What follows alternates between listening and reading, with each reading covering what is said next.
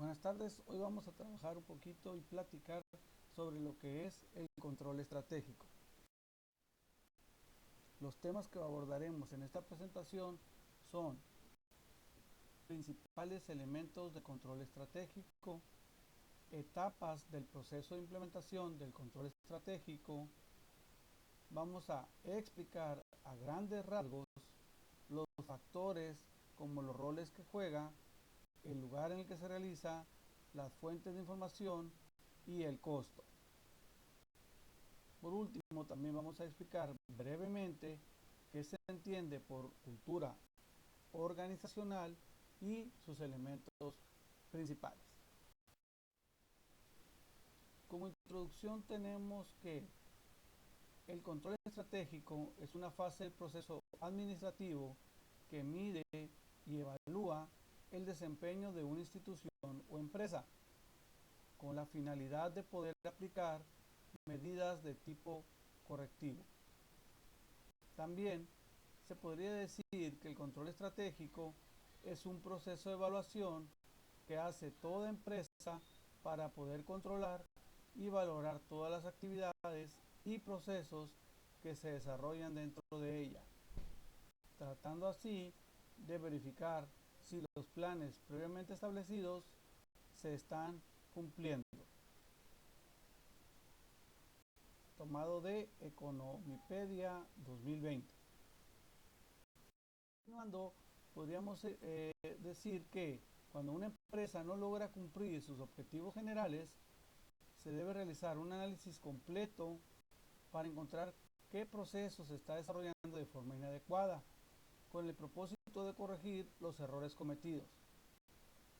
También podemos mencionar que el control estratégico es el cierre de ciertas propuestas de mejora que han sido utilizadas para encontrar el óptimo funcionamiento de la empresa. ¿Cuáles elementos principales podríamos encontrar en el control estratégico? Son los siguientes. Primero que nada, tenemos que verificar el logro de los objetivos. Segundo, alcanzar los objetivos al menor costo.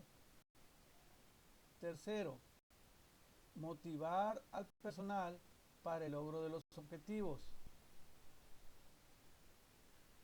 Estos tres elementos los vamos a detallar un poquito más adelante. Para esto nosotros tenemos que cumplir unas etapas de la implementación del proceso del control estratégico. La primera es la definición y establecimiento de los objetivos. La segunda es la medición de resultados. Una vez que hayamos medido esos resultados, hay que evaluarlos, que sería nuestra tercera etapa. Y por último, como cuarta etapa, tenemos la aplicación de acciones correctivas. Siendo un poquito más específicos en cada una de estas etapas, nosotros podemos decir que en la definición y establecimiento de objetivos, que todo proceso debe estar delimitado y estructurado desde el principio, estableciendo las metas y los logros que la empresa espera alcanzar, así como establecer los tiempos en los cuales se esperaría el logro de los objetivos, los cuales muestran el nivel de compromiso que la empresa desea obtener. A su vez, esto se convierte en la norma o las directrices que se deben seguir para alcanzar los objetivos predeterminados. Número 2. Medición de resultados. Se deben realizar las mediciones correspondientes para saber si los resultados alcanzados coinciden o no con los propuestos inicialmente. Para esto, se deben realizar mediciones precisas. De lo contrario, se podría incurrir en errores o bien en omisiones en la medición. La número 3 es la parte de evaluación de resultados. Se debe evaluar efectivamente si se están logrando los objetivos propuestos.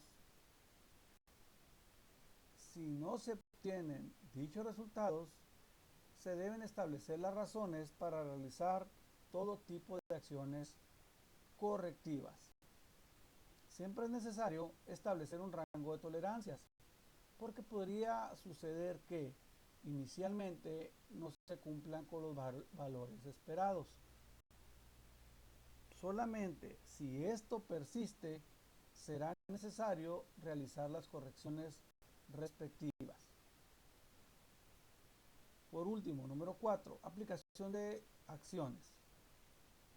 Si no se cumplieron los objetivos iniciales y se conocen las causas o razones por lo que esto sucedió, en esta fase se procede a aplicar las acciones correctivas para saber adecuadamente cómo determinar claramente cómo, cuándo, cuánto y dónde deben aplicarse las medidas correctivas. Las decisiones que se tomen sobre dichas medidas de corrección constituyen la parte final del proceso de control. A continuación, mostramos un marco conceptual, es decir, un conjunto fundamentales de control, una gráfica donde nos menciona por concepto fundamental las estrategias que se pueden seguir. En la parte de definición nosotros tenemos que seguir el control, la medición y la evaluación. En la importancia de seguir esta evaluación depende de nuestro facilitador, del motivador y del regulador. Los resultados pueden surgir de diferentes fuentes, ya sea por origen, procedencia, carácter o por estado. Si nosotros tomamos esos resultados por criterio, dependen de la innovación, la tecnología, las finanzas y el MKT. Los costos que deben de estar parte de nuestra planeación se toman a partir de la cantidad de control contra los costos y beneficios. Todo esto se debe comparar con los resultados reales que se obtendrían a partir de los tipos, que serían por alcance, los métodos primarios, los controles de mercado y el enfoque sistémico. Y los síntomas, como sería la falta de dirección, los problemas de motivación, las limitaciones de personal. Por otra parte, para que todo sistema trabaje de una forma organizada y correcta, debemos de atender también lo que nosotros conocemos como la cultura organizacional. La cultura organizacional se describe como que es aquella que depende grandemente de la cultura de su sociedad. Dentro de una organización se pueden encontrar múltiples referencias de culturas como son los estilos de vida, los valores, las normas, creencias religiosas, lenguaje, sexualidad, etc. Esto mismo se incorpora y refleja en el comportamiento de cada organización.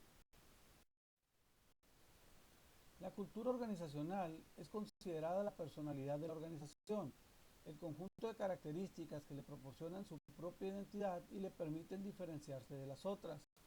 Así como las personas poseen ciertas características de personalidad que se pueden considerar desde el punto de vista de cada persona, debilidades o fortalezas, las cuales, al no ser manejadas adecuadamente, pueden afectar las relaciones interpersonales en la organización. Sucede algo similar.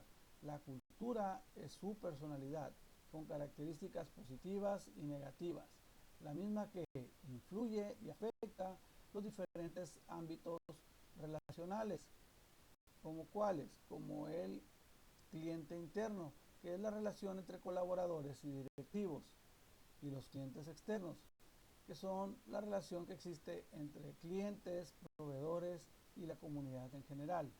Esta información es tomada de Llanos en el año 2016. Los elementos de la cultura organizacional son divididos en tres grandes grupos. Los que conocemos como los subyacentes los visibles explícitos y los visibles implícitos. Cada uno de estos se los voy a mencionar de forma breve a continuación. Los elementos subyacentes sería la historia, los valores, las creencias y la personalidad de los directivos. Los elementos visibles implícitos son las costumbres, el comportamiento, los estándares de actuación, estrategias y tácticas, los estilos de dirección, las prácticas de gestión, anécdotas y leyendas, héroes y villanos. Elementos visibles explícitos, ritos y ceremonias, símbolos, eventos, lenguajes, sistemas de comunicaciones. Como conclusión tenemos que es importante utilizar todos los elementos que se utilizan dentro del control estratégico. Si tendríamos que tomar uno de ellos sería la verificación del logro de los objetivos. Sin embargo, no se puede dejar de lado sus costos y su motivación de personal para poder lograrlo. Al tratar de implementar un control estratégico en una empresa, hay que conocer y entender la cultura organizacional de la misma, ya que debido a sus factores podría ser imposible aplicar acciones para obtener el máximo beneficio. Por otro lado, si el personal es incentivado correctamente, aunado a un buen clima laboral, es más probable obtener resultados satisfactorios.